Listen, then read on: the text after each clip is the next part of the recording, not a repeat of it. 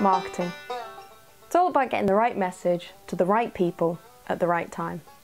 Which is one of those really annoying phrases that doesn't tell you anything, it just states the obvious. But if you say it confidently enough, it sounds quite profound.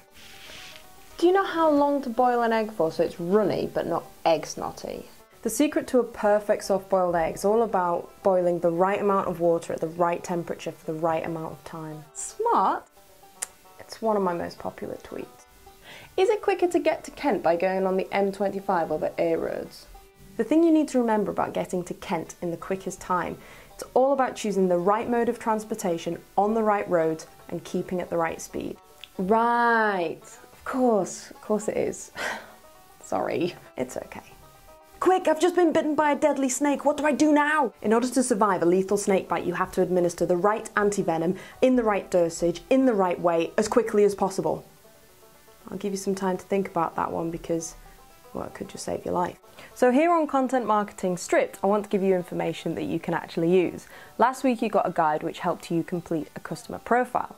And once that's done, we can start putting together 3 of the puzzle pieces in your content marketing plan. That is, where are your customers? What do you say to them when you find them?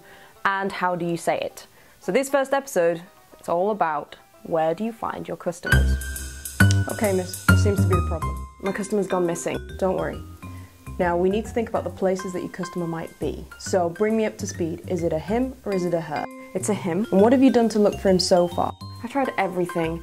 I put an advert in the Yellow Pages. They still have those. I did radio, even saved up money and did a TV spot. I've got a website and it's got all the details on of how to get in touch with me, but I've just got this feeling he doesn't even know it's there. Yesterday, I asked my neighbours to check their outbuildings and their garages and their sheds, and then I remembered that I'm not looking for a cat. Don't worry, because finding a missing customer is very much like finding a missing pet. How do we do this? We start by working with what we know.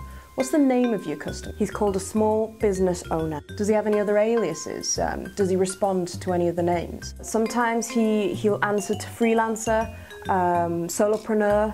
I've even heard him call himself a consultant or a coach sometimes when he's with his friends. That's good, because customers are pack animals. They tend to hang out with other customers who have similar interests. So let's think about that.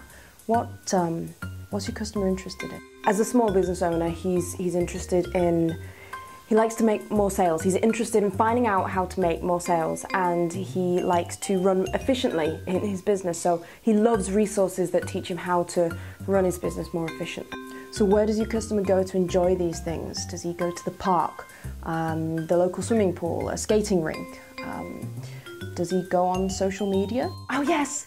Of course, I forgot about some of his favourite places. He loves hanging out on the Facebook and going along to the Twitter and seeing his friends there. Yes, he does. And what about websites?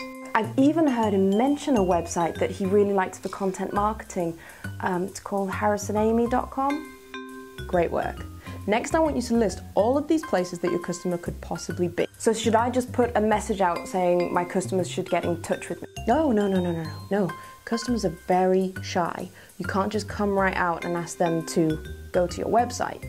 You've got to encourage them and build trust. They do like treats though. Do you have any treats that your customer might like that could lead a trail back to your website? I have a few free reports. That's a good start. Customers like free reports. So the point is, based on your customer profile, you get to play detective. And you can start figuring out from the information that you know about your customer some places where they might start hanging out or where they spend time. So what I want you to do now is read through the rest of the blog post, just start thinking about some of the places where your customers might be.